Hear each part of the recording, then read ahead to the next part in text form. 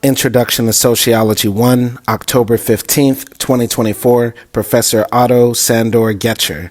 I got a 2 out of 3 correct on the mini-test. Again, I really need to study for this class. I cannot afford to fail any of these courses. Yesterday I paid 400 euros toward my tuition, totaling 800 now on my balance for next semester.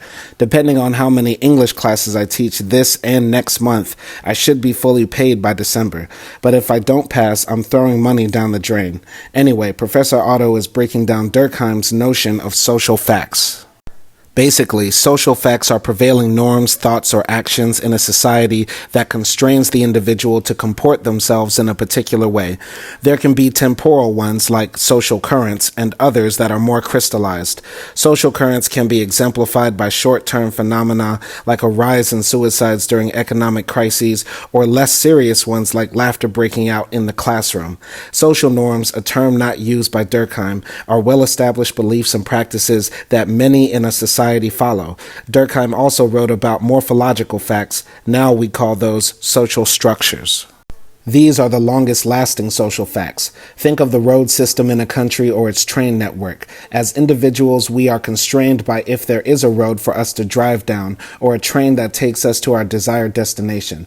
Now he's talking about groups. Why? Because groups, simply a bunch of people, demonstrate the clearest examples of social facts in life. Now he's showing a picture of a bunch of people at a bus stop. Are they a group? He asks. The crowd roars yes, because they probably all share many common traits and goals. As he continues to show pictures of different groups of people, I find it cute and endearing. Many of my classmates are dancing around labeling people by race and nationality. He showed a picture of a bunch of Indian guys standing in line, and every answer to the question, "What group is this?" from the class was everything but a bunch of Indian guys standing in line. According to George C. Homans, the criteria for group membership is who has more interaction with members in a group than those outside it is a member. The issue with this is that there are involuntary contracts and interactions. Groups need boundaries, but open networks are more open.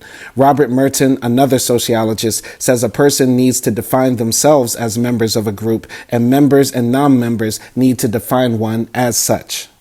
These two criteria create useful group boundaries. Social groups are inherently small if members interact with other members more, identify themselves as members, and are noted by others to be members. Collectivities are larger and less strict because you only need the first two criteria. Think of students at a university. Many overlapping interests, but no monitoring of behavior. There are social categories, which is when people share objective characteristics, for example, age, income, sex, etc. Midway during his presentation, the PowerPoint briefly froze, but Professor Otto is a G and handled it accordingly. Moving on, groups can spawn from collectivities, and collectivities can come out of categories. Within groups and collectivities, there are a variety of ranks, statuses, and positions individuals hold. Sociologist Ralph Linton said a status or position is a bunch of rights and duties one who holds it is supposed to in relation to others in the group. According to Linton, there are ascribed positions, the ones foisted upon us or achieved by effort, like becoming a lawyer. Becoming a grandparent would generally fall into the ascribed position because it wasn't an effort you made, unlike becoming a parent, which would be achieved, sometimes intentionally, other times not. Being king would be ascribed, but becoming president is achieved. In my opinion, both are debatable. The way we perform rights and duties of a status or position is what's called role by sociologist Linton. For example, teachers perform the position differently, and how they do it is their role. Role sets are the complementary roles that define and are defined by the role belonging to a given status.